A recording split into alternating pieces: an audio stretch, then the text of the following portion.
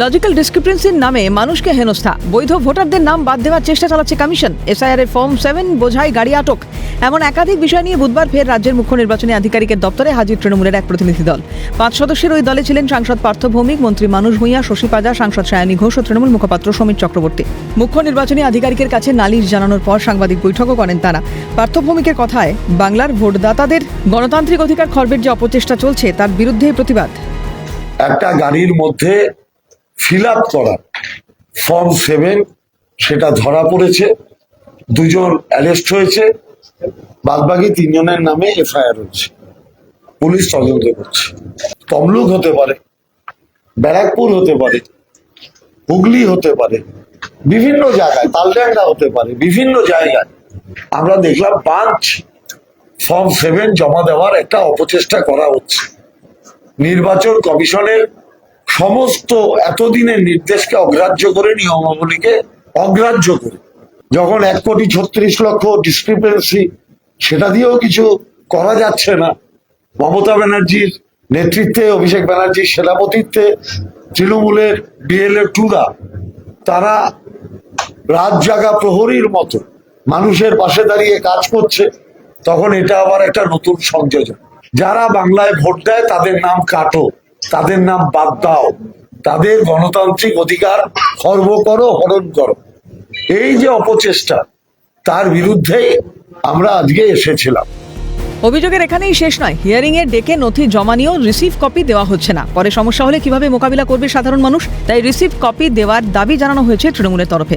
একই সঙ্গে ইয়ারোদের উপর অনৈতিকভাবে যে চাপ সৃষ্টি করা হচ্ছে তার বিরুদ্ধে প্রয়োজনীয় পদক্ষেপ গ্রহণের দাবি তৃণমূলের। হিয়ারিং এ যে দাঁড়াচ্ছেন তারা কেউ রিসিভ পাচ্ছেন না, ডকুমেন্ট জমা দেওয়ার পরে। আমরা বললাম আপনারা কেন রিসিভ দিচ্ছেন না? এরপরে যদি আপনারা বলেন এ কোনো কাগজ জমা দেয়নি, তাহলে ওই লোকটা কোথায় যাবে? আমরা বলেছি যে অতি অবশ্যই আপনাকে রিসিভ কপি দিতে হবে। যে অনেক জায়গাতেই আপনার মাইক্রো অবজারভাররা, যেটা ভারতবর্ষের অন্য কোনো রাজ্যে ছিল না, আপনারা এখানে দিয়েছেন, তারা মারাত্মকভাবে, অনেকে, সবার কথা বলছিল, অনেকে তারা এই আরোদের উপর অনৈতিক চাপ সৃষ্টি করছে। আপনাকে এ ব্যাপারে প্রয়োজনীয় পদক্ষেপ নিতে হবে।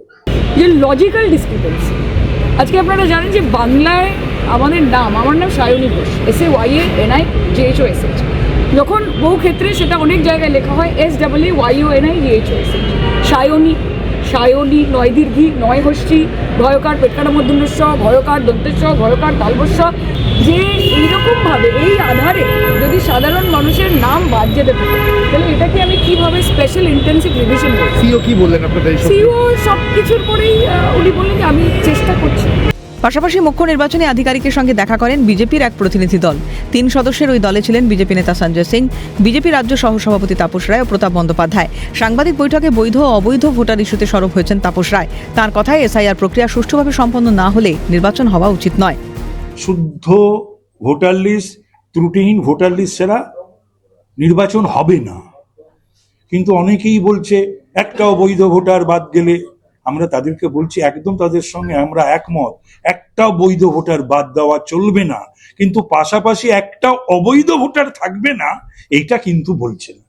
এটা আমাদের সকলকেই অবাক করেছে।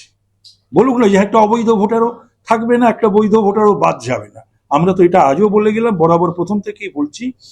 আর যদি স্ট্রিক্টেস্ট সেন্স অফ দ্য টার্ম, যদি SIR ইজ নট ডান, তাহলে পরে নিশ্চয়ই ভোট হওয়া উচিত না।